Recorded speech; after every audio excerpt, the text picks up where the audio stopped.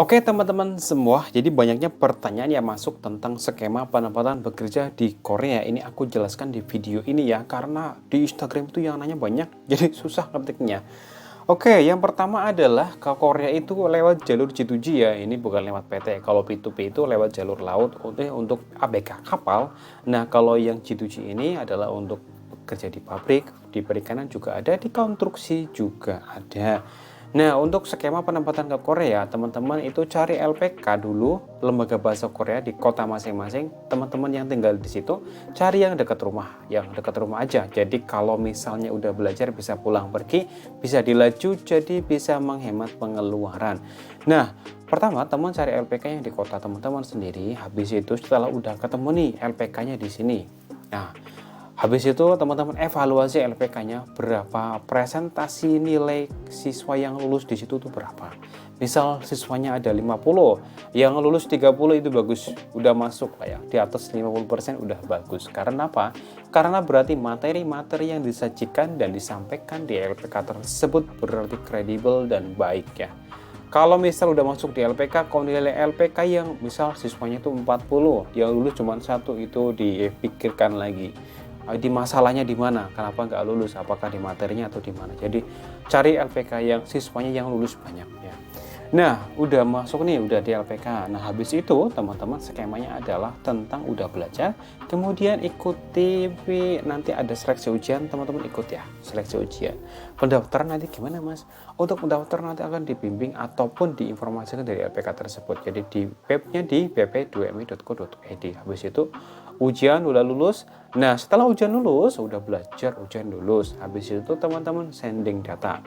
Apa itu sending, Mas? Sending adalah memberikan data kita di sending ke Korea. Itu adalah approve lamaran ya ke Korea.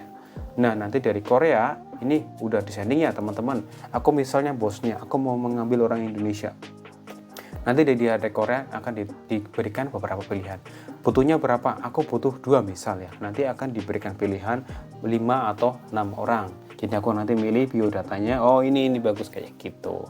Nah, udah sending nih, udah sending dikirim, tinggal menunggu visa. Udah saya pilih, tinggal visa aku turunin. Nah, udah visa turun, tinggal menunggu preliminary training ya. Habis udah prelim, pengajuan visa udah di ACC semuanya. Nah, setelah itu tinggal penerbangan ke Korea.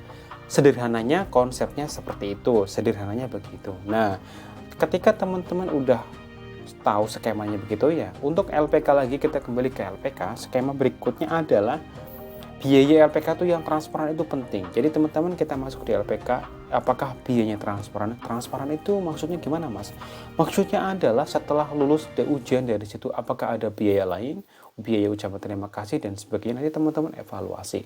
Kalau ada ucapan terima kasih, misal udah lulus di LPK ini, udah mau terbang, dimintai uang, itu adalah pungli ya, pungutan. Misal dimintai uang 20 juta itu jangan mau. Ngapain ya? Udah belajar kok masih diminta begitu. Nanti kalau ada LPK seperti itu berarti LPK-nya kurang sehat. Itu hati-hati. Nanti cari LPK yang sehat itu banyak, LPK yang lain itu banyak. LPK itu adalah tempat untuk belajar bahasa Korea. Jadi LPK itu tidak menjamin bisa menerbang Korea itu enggak. Itu adalah peranan dari BNP 2TKI, BP2MI dan Kementerian Tenaga Kerja. Jadi LPK itu adalah wadah sekolah untuk mendidik teman-teman belajar bahasa Korea. Udah bisa belajar bahasa Korea di situ. Nah, habis itu nanti akan diarahkan, dibimbing oleh LPK. Jadi LPK itu nggak bisa menerbangkan ke Korea. Kamu udah sekolah sama aku, besok terbang ke Korea, nggak kayak gitu. Jadi untuk fungsi penempatan adalah di BP2MI dan Kementerian Tenaga Kerja. LPK itu adalah sebagai wadah tempat teman-teman belajar bahasa Korea untuk mengantarkan teman-teman semua ke tahap ujian seleksi bahasa Korea. Seperti itu. Oke, itu adalah jawaban dari aku tentang skema penempatan ke Korea. Jadi teman-teman cari aja LPK yang dekat rumah supaya lebih hemat biaya. Kalau di dekat rumah nggak ada, Mas, ya udah nggak apa-apa, cari LPK yang bagus. Habis itu bisa. Biasanya di LPK itu ada asrama ya. Nanti teman-teman tinggal belajar di sana. Nah, untuk ujian itu kapan, Mas? Ujian itu setiap tahun itu biasanya itu ada. Tenang aja. Nah, yang penting teman-teman belajar yang rajin, sukses terus. Jangan lupa untuk selalu berdoa karena pinter aja itu tidak cukup ya. Jadi selain nasib yang baik, dan nasib yang baik itu penting. Jadi udah lulus, berdoa terus setiap hari. Semoga cepat proses dimudahkan ke Korea. Oke, saya dari Diku Korea Selatan. Wassalamualaikum warahmatullahi wabarakatuh. Meskipun sekarang belum ada penempatan, semoga segera ada penempatan ke Korea.